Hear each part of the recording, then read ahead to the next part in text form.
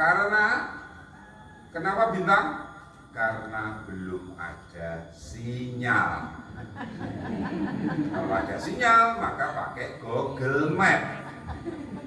Ya, ojo aneh-aneh ya. Kalau waktu itu sudah ada tower, sudah ada Telkomsel Indosat atau Excel itu, pasti pakai Sherlock. Mereka menghubungi Maria. Jane ning ditolak Ibu Maria, omahe jenengan. Ya, Sherlock. Nah, itu alasannya ya. Maka pakai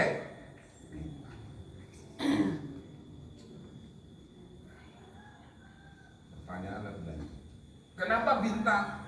Karena pada saat itu orang biasa menggunakan perbintangan untuk menentukan arah ya, tujuan jalan. Jadi nelayan itu kalau mau cari ikan yang dilihat adalah rasi bintang. Kan ada rasi bintang, bubuk penceng. Kalau SD SMP lihat apa bubuk penceng ini tandanya apa ya? Lo orang ngerti piye? Ya Bu Guru, Pak Guru harus tahu kan bintang itu untuk menentukan orang mau bercocok tanam dulu. Ya, ada musim barat, musim timur itu. Jadi dalam pewartaan tindakan penyelamatan Tuhan itu menggunakan sarana cara jalan yang juga bisa dimengerti masuk akal. Kok tidak Tuhan langsung mengutus malaikat Gabriel seperti kepada gembala? Orang Majus ketemu malaikat Gabriel tidak? Tidak. Kenapa tidak ketemu malaikat Gabriel? Karena malaikat Gabriel tidak ke Persia. Karena malaikat Gabriel tidak ke Timur Tengah. Karena malaikat Gabriel diutus Tuhan. Kowe rono ning Yerusalem ning Bethlehem. Itu saja. Jadi malaikat itu datang atas mandat dari Tuhan. Saya, Anda, kalian mengaku sebagai anak Tuhan. Berarti kalau kita hidup harus dengan mandat. Nek ora hidup dari mandat Tuhan berarti kita anak. Nah, saya ngomong kowe ya. Berarti nek urip ora mendengarkan mandat Tuhan berarti anak. Jadi setan itu tidak genderuwo kuntilanak bukan, tetapi ketika orang dibelokkan arahnya tidak. Anak SMP, SMA itu boleh pacaran tidak? Boleh ya? Amanda boleh tidak? Boleh. Boleh? Boleh? Ini cowok-cowok? Boleh kira loh, boleh tidak? Boleh tidak? Dosa tidak pacaran? Tidak, atas asalkan dibuka dengan tanda kemenangan Yesus. Ya. Karena mandat Tuhan. Ya, mandat Tuhan. Jadi nanti kalau kalian pacaran mau mencium pacarmu kamu harus dalam. Tapi begitulah situ ya. Jadi bintang itu dipandang sebagai cara Tuhan cara Allah untuk mengarahkan hidup manusia. Jadi epifani itu artinya kita belajar kembali melihat bintang yang mengarahkan kita. Apakah menuju kepada Tuhan? Nah, maka pacaran, TikTokan, ya, Instagraman, terus medsosan, game, itu mengarahkan kamu kepada Tuhan atau tidak? Berarti harus bisa menghentikan omong kosong. Ya. Loh, kalau begitu apa ya? Berarti harus diatur. Jangan sampai game itu yang mengatur saya. Saya main game boleh, tidak salah, tidak dosa, tapi harus diatur. Sebenarnya ketika orang Majus itu sampai bintang itu hilang, Kenapa bintang itu hilang? Karena apa? Ayo, kenapa bintang itu hilang? Kalau kita malam tidak bisa melihat bintang, berarti karena ada apa? Karena Anda di dalam rumah ketutupan, gendeng, ya, maka harus ke luar. Biasanya dia tidak bintang karena apa? Mendung. Mendung tak berarti hujan. Pasti itu tidak ada bintang. Tahu lagu itu? Nanti itu tak cipta gitu.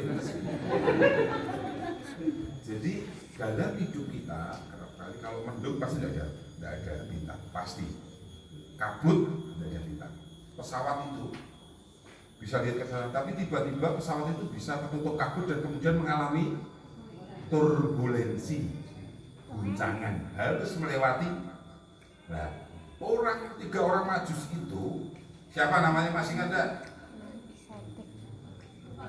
Paijo, Paino, dan anak kabeh kok Painem, Paiman, Paijo, Paino, dan Paiman. Orang mana itu? Jeporo. Ya, namanya siapa? Gaspar. Udah mulai ibu apa Pak yang tenang. Gaspar, Masar, Melkior, jadi satu, karena ada yang tradisi mengatakan satu sebenarnya satu hilang mampir ke Gua Maria Rosa Mistika. Ponco kan, hilang begini ya. Ya, jadi mereka kenapa bintang itu bisa hilang? Dalam hidup kita bisa saja arah hidup kita menjadi tidak jelas, seolah tidak ada bintang yang menuntun hidup kita. Menjadi putra putri altar itu berarti kita berusaha hidup dengan berdasarkan bintang dari Tuhan. Ada yang mendampingi Mbak Vita, Mbak Nasta, Mas Chandra, Pak Ari. Nah, Pak Ari itu Pak karena wis di anak gede ya, anak wis misinar gitu, anak misionari. Wis dilok nek. Pendamping ya. Jadi sadar betul, oh dan misionar juga bisa ketemu teman lawan jenis.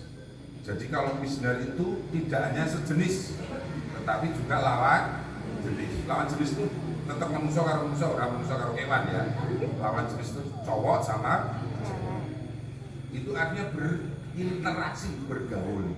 Orang Majus dari Timur Tengah datang, dari Persia datang ke Bethlehem, tapi mampir ke mana? Herodes tadi loh.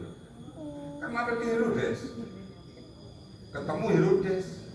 Herodes itu tipikal orang yang apa? Orang yang cemburunan.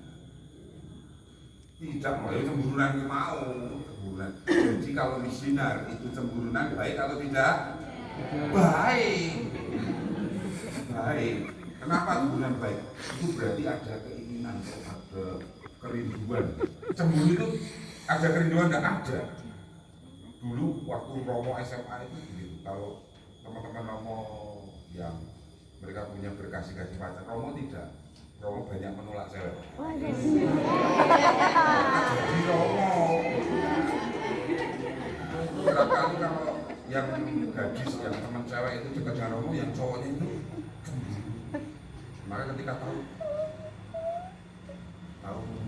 aku ki ora arep karo yamu, mergo aku ra duwe modal. Saya dulu ke sekolah itu jalan kaki kalau tidak naik bis Hesto ganjil, jadi dari saya ketemu ya dari SMA itu tahun 89 sampai 92. Kowe rumono gitu, kowe rumono ayo kowe masih dalam bentuk tetesan embun ya. 89 sampai 92 SMA 1 Salatiga, Salatiga. Ya, jadi cemburu tetapi yang tidak baik adalah cemburu yang buta.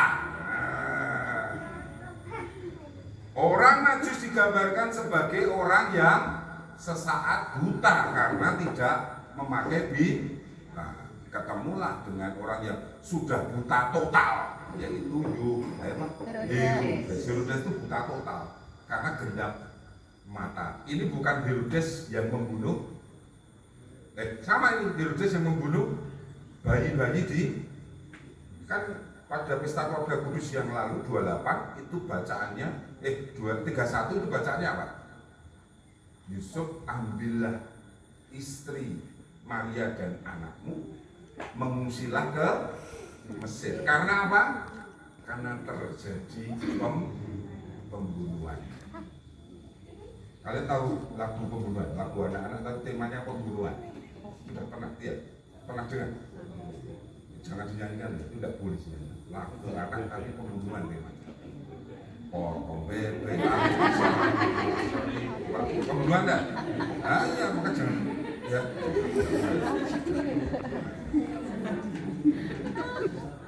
Ya, jadi Herodes ini cemburu buta total. Jadi kalian putra putri Allah, umat tidak boleh sampai buta total. Buta isi sing kanan tok boleh lah. Tuhan bilang buta kanan tok. Tapi jangan sampai kanan kiri. Karena apa? Karena nabrak kanan kiri. Kanan tok orang nabrak ya. Jadi jangan seperti itu. Akhirnya Tuhan tidak rela kalau 3 orang majus ini tetap tersesat. Maka kemudian bintang itu muncul. Ketika bintang itu muncul, wah orang majus ini, aduh senang sekali, wah keluar lagi. Datanglah kemudian, singkat cerita, kesuai saudara. Singkat cerita, mereka maju, terus sampailah di Betlehem. Menarik, Yesus lahir di mana? Di Betlehem. Di tempat apa? Kandang atau gua? Gua atau kandang? Yang benar itu di gua tempat kandang. Sebenarnya jadi kalau nanti kalian suatu ketika pergi ke Israel, di sana itu rumah orang Yahudi, orang Israel itu semua dari batu, tidak ada kayu jati itu. Jadi modelnya loh, rumah kalau lihat filmnya Yesus kan rumahnya model kotak-kotak batu atau kayu dikeroi itu. Nah itu namanya gua batu. Yang difungsikan ada beberapa gua yang ditinggalkan tidak dipakai lagi, kemudian dipakai untuk menyimpan ternak, maka itu menjadi kandang. Gua yang difungsikan menjadi kandang. Yesus lahir di tempat seperti, pertanyaannya Romo, balik ke Natal. Kenapa Yesus lahir di kandang di gua? Kenapa? Oh, jernih sopo, ada. Ke Yerusalem balik naik Nazaret kok punya rumah. Yo, kenapa? Apa? Tempat pesannya tidak cukup. Karena apa? Kenapa lagi di kandang di gua? Karena tidak ada poliklinik. Karena poliklinik sini poliklinik, tidak ada dokter kandungan, tidak ada bidan. Maka akhirnya mungkin itu sudah jalan ke Maria sudah, Mas Yus ini sudah tidak kuat. Ya, maka kemudian wis ngene ya saanane ya seadanya ya. Ya sudah, wis ngene berbalik. Yang membantu Maria melahirkan siapa? Ya Yusuf saja, tidak ada orang lain. Gembala belum tahu. Gembala datang itu tahu itu Yesus sudah lahir. Berarti yang membantu adalah Mas Yusuf kita urus. Kalau ibu saya dulu melahirkan dulu, Romo pernah tugas di Polres Timur di sekolah rental 8 tahun. Di gereja sebelahnya itu ada puskesmas. Nah di situ biasa dokternya sudah membantu melahirkan. Kamu memberitahu dokter atau bidan nanti kalau ada yang melahirkan saya diberitahu.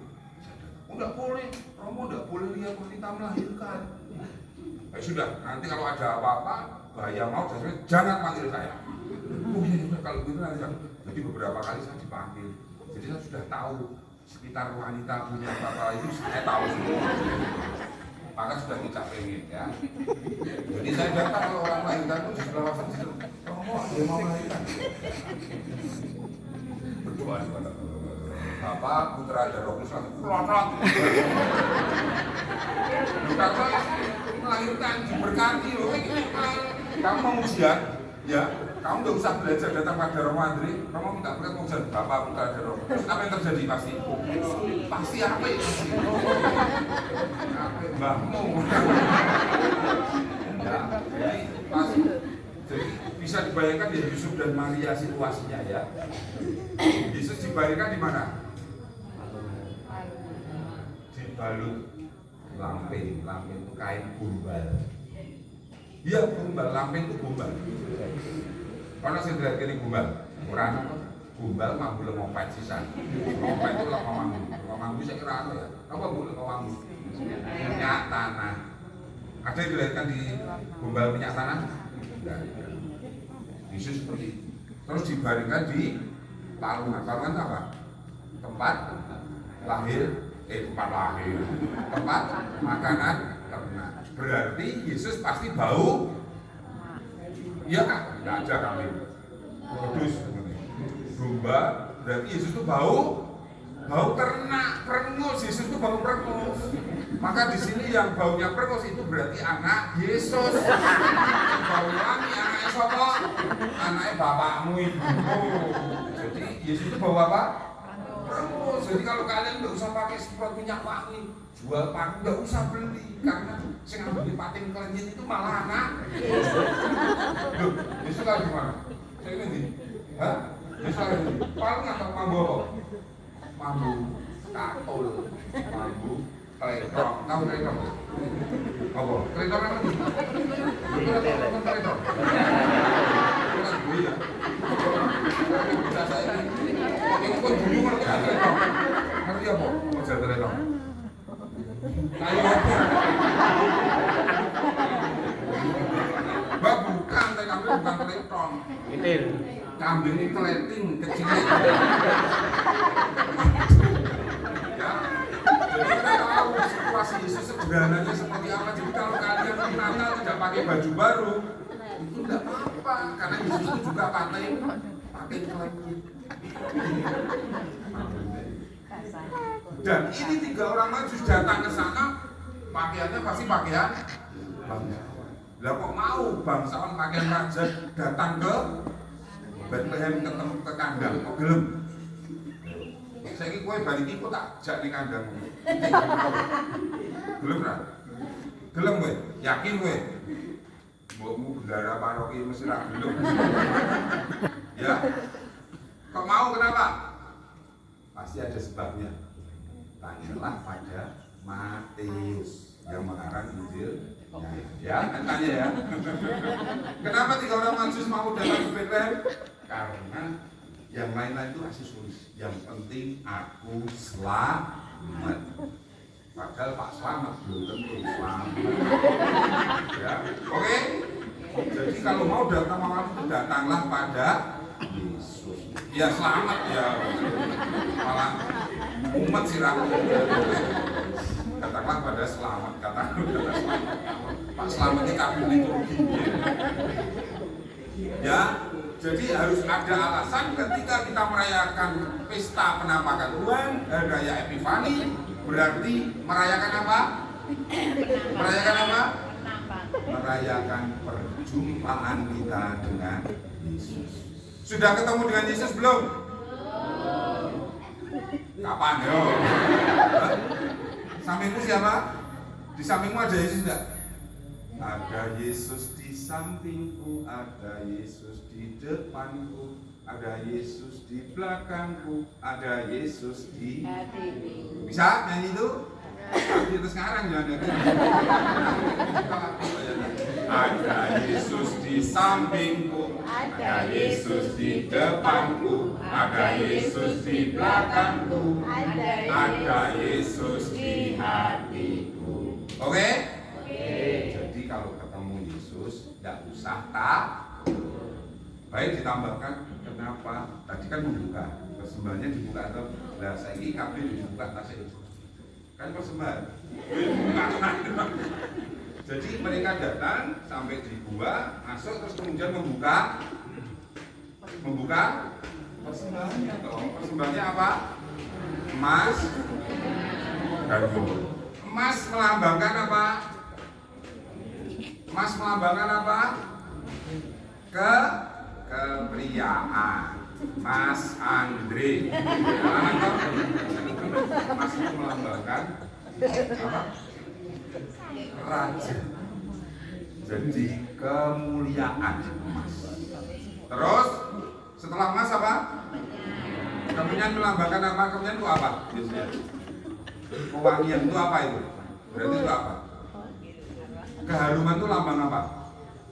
Lambang apa? Keharuman itu lambang apa? Loh, takoni apa ya? Iki aku ngomong mbek menungso apa mbek patung. Hah? Yo harum. Kok yo harum yo iso. Bis harum yo iso, sumber harum. Ya. Apa mau? Aku mau. Namanya itu melambangkan apa? Harum itu lambang apa? Kemasyuran, kebaikan. Oh, orang itu baik karena perbuatan. Yang ketiga, mur, melambangkan apa? Mur apa? Biasanya itu apa? Pengurapan. Mur saat itu minyak balsam, pengurapan. Berarti melambangkan apa ya? Delok meneh kematian.